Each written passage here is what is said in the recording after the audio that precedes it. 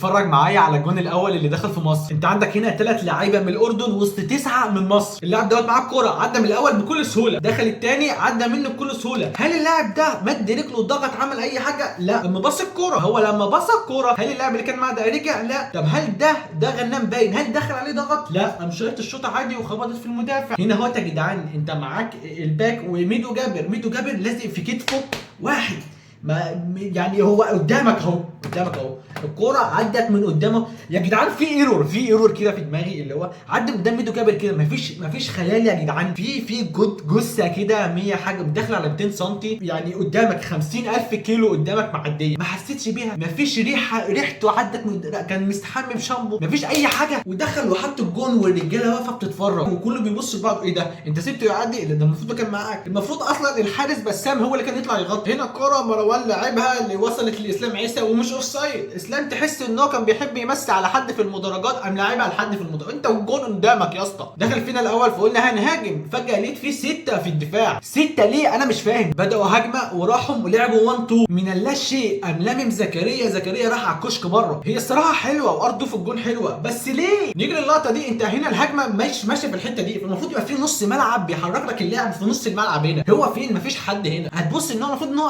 قفشه فين؟ الناحيه الثانيه هناك خالص. فاخدنا فاول حلو، لقيت قفشه جاي جري يلعب الفاول. يا عم مش مهم، يا رب تيجي جول. ساب الملعب باللعيبه بكل اللي موجودين في الملعب بالجماهير اللي بيتفرجوا، شاطها في مؤخره اللاعب الوحيد اللي واقف في الحيط، هو لاعب واحد بس شاطها فيه. دلوقتي مغلوبين 2-0 بنحاول نرجع. المهاجم ده بيعمل ايه هنا؟ والدفاع بتاعنا فين؟ انا ما اعرفش. المشكله ان دول اساسيين في الاهلي وفي الزمالك. تحس ياسين مرقه هنا بحها خلاص، قال لك فكك كده خربانه. دخل شاله يا جدعان ووراه الليل وسماه ونجومه وقمره، ووراه البحر من فوق. ربنا يستر علينا في افريقيا وفي كاس العالم. سلام عليكم.